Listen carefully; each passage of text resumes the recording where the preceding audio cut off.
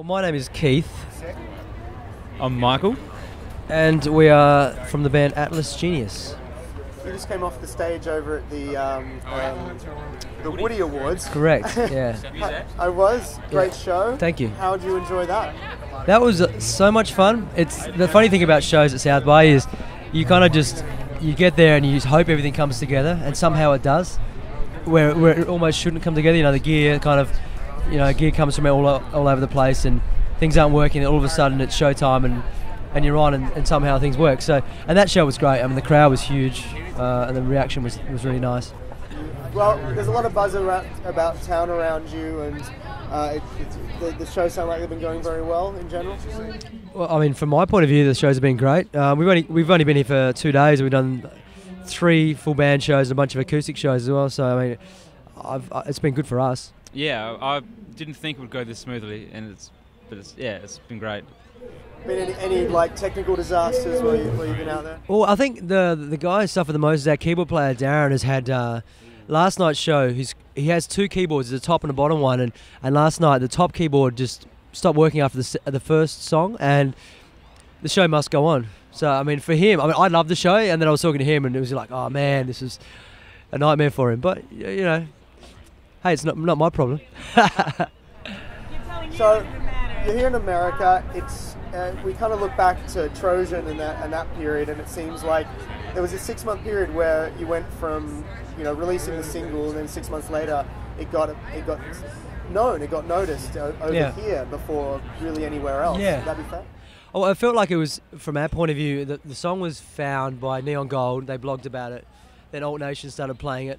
I actually found it on Triple J's website. They did. They found it on Triple J Unearthed. And what happened was it was kind of this slow, organic thing where some blogs found out about it, and then a lot of the music industry people read the blogs, and we got, like I've said before, I think about 30 labels started talking to us, but there was this kind of, put out more music, but we just we wanted to keep working on the music, and before we put out, the EP and then subsequently the album. So for us it was this kind of this slow build, but for some people it kind of looks like it was out of nowhere. No, exactly. And now we're a year and a bit later, and you've released your debut album. Congratulations. Thank you. How does it feel to have it out there? It's a massive relief to finally have the album out there. And yeah, it's a relief.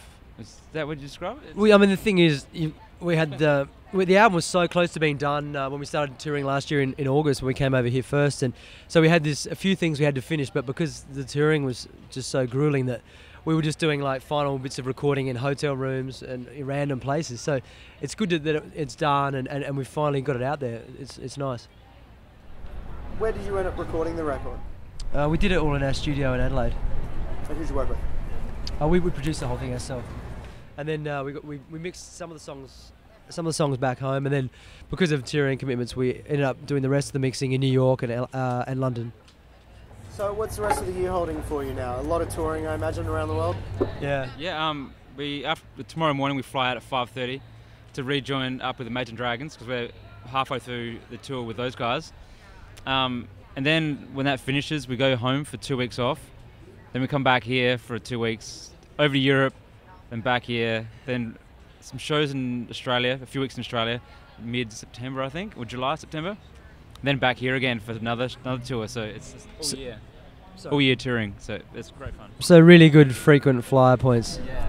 Get that lounge access. Yeah. As is so often the case too, now that you've had some success over here and people are talking about you, now people at home are interested.